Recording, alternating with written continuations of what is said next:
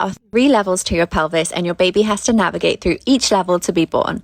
Let's look at the different hip positions that we can use to create more space through the top, middle, and bottom portion of your pelvis during labor.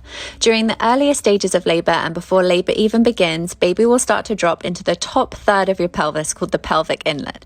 We can create more space here with wide leg position, so external rotation of the femurs, symmetrical hip flexion, and a posterior pelvic tilt, so think tailbone tucked under.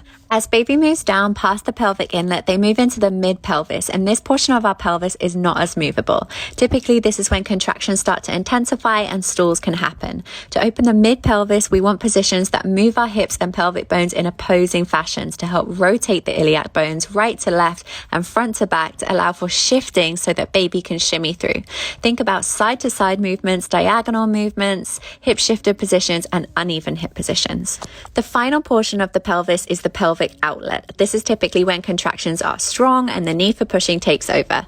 Baby will meet the resistance of the tailbone at the back and the sit bones on the sides, and we can move these out of the way with internal rotation of the legs. So think feet out wider than the knees to create more space from side to side, and an anterior pelvic tilt to move the tailbone out of the way.